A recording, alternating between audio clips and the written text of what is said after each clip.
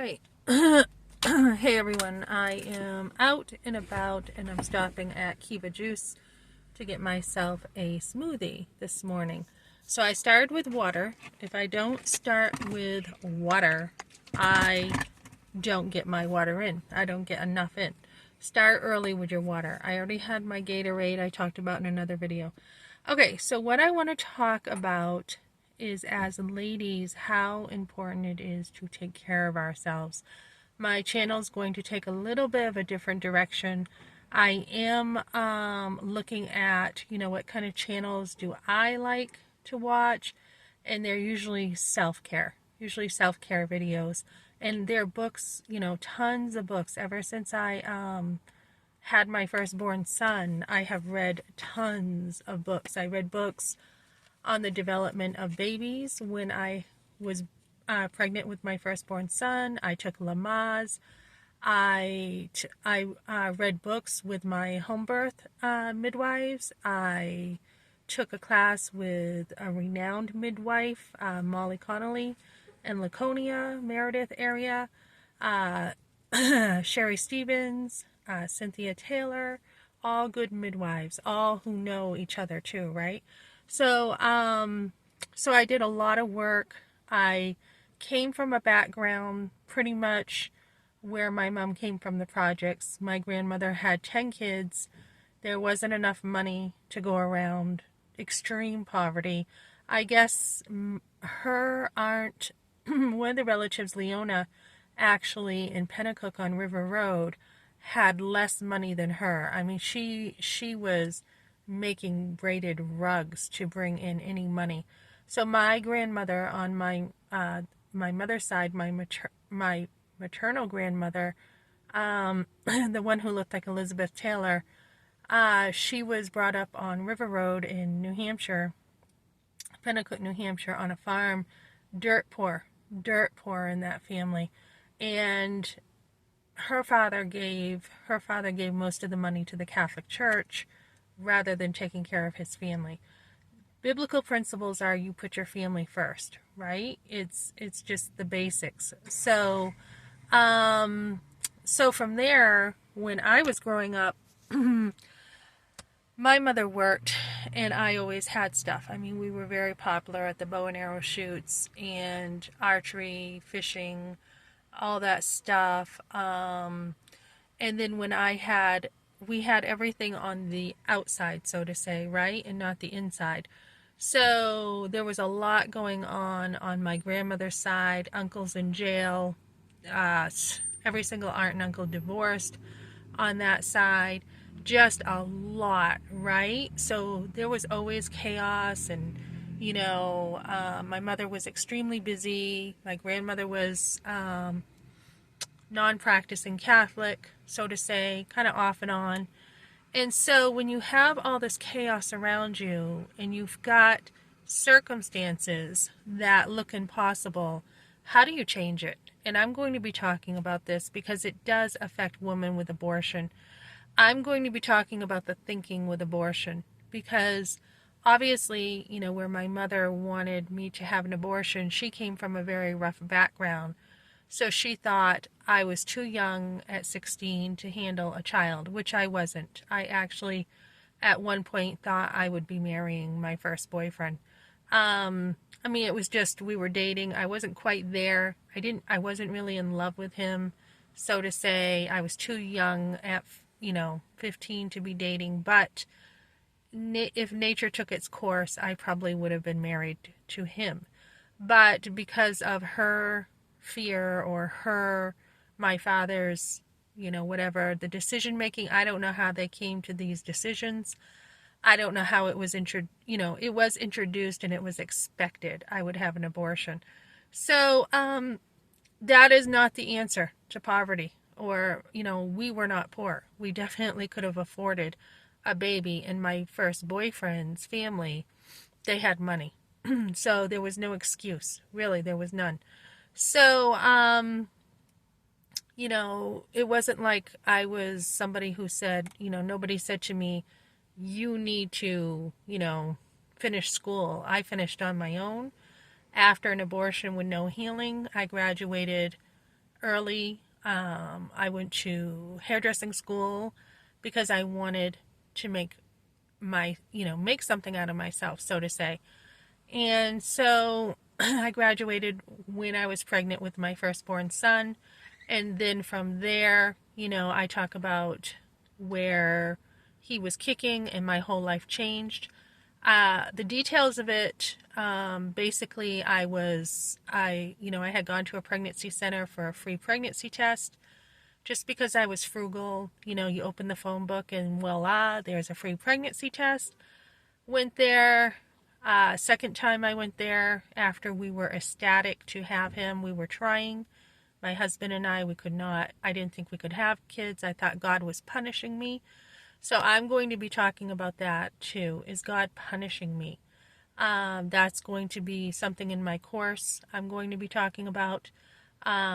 So, we got a cat and then I thought I was pregnant.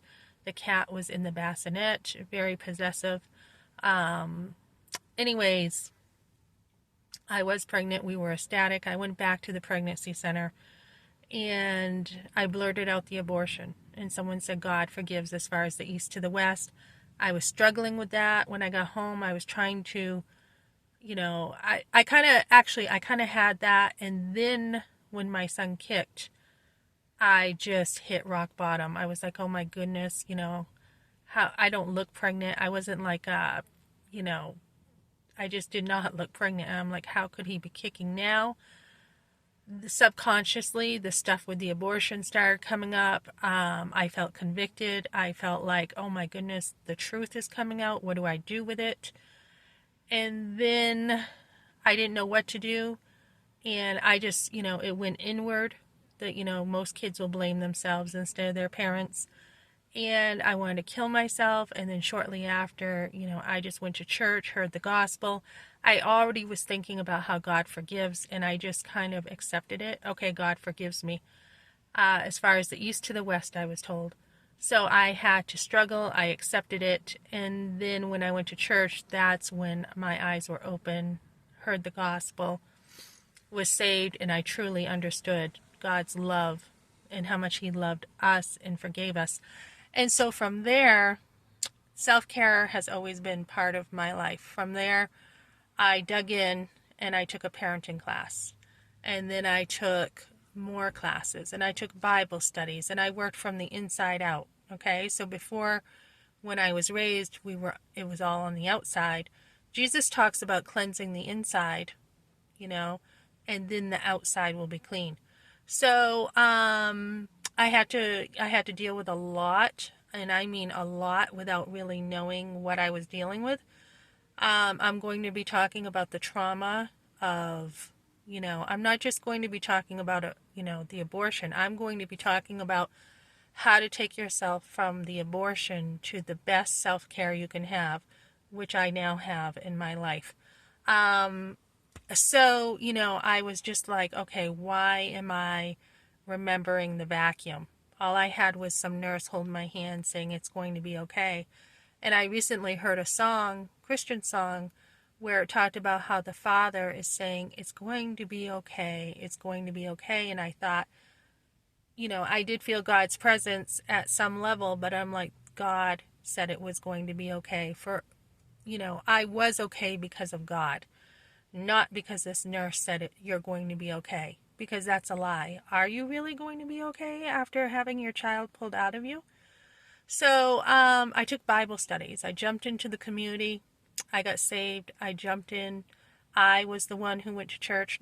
I was the one who worked at it. I took Bible studies over and over and over and made sure my questions were answered. And so it was with the support of going. Never mind even, making a lot of friends or anything. It was the discipline of going to church and hearing the word of God over and over and taking Bible studies. And then there was more self-care as, I had to learn to take care of myself, right? I didn't eat right. I didn't know how. I wasn't raised to eat right. We ate whatever was on the table or whatever somebody had at their home.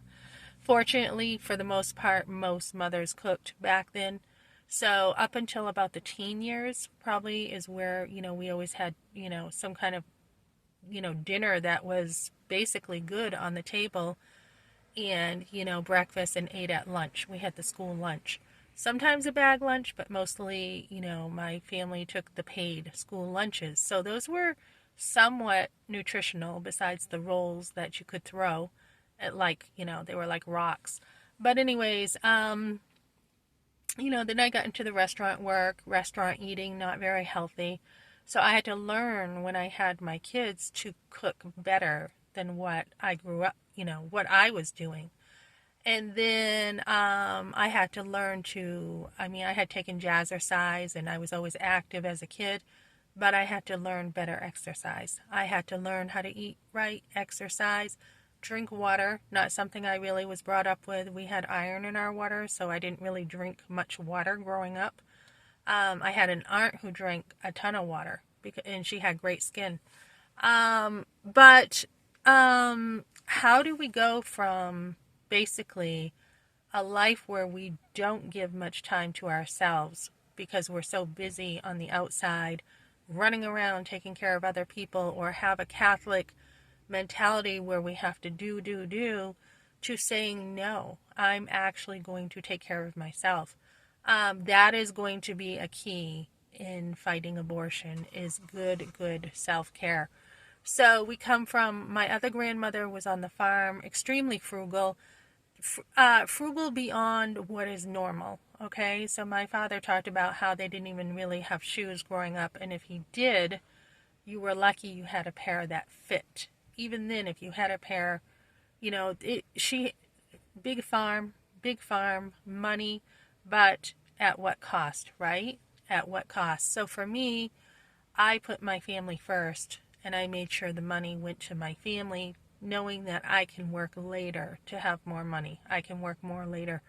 So I used money to meet my goals, and I also redid the education that I had. And when I had my home births, I again reinvented myself, so to say, and gave myself more self-care with the home births, more development of babies. And I wasn't even ready when I had my firstborn son. I wasn't ready, and you're never ready, right? But you learn with your kids to get ready. So I homeschooled for years, and then once we had moved from the trailer, which I did sacrifice quite a bit to homeschool on a low income. If we would have had more money, I wouldn't have had to, carry so much on my back, so to say. So we made it, through one bill after another, not a lot of debt, but getting behind on one bill after another so I could be home. And then we moved from a trailer that was falling apart into a house. And that is where I had a big rest. Even though I was working more, I gave myself extra time to relax and take care of myself.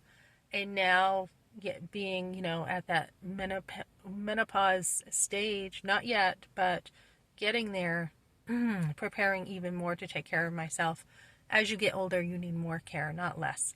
So I'm going to be talking about how important that self-care is and how it affects abortion too. The more women take care of themselves, the more they take care of themselves financially, everything, the more they put into their marriage, their families, the better off they are going to be.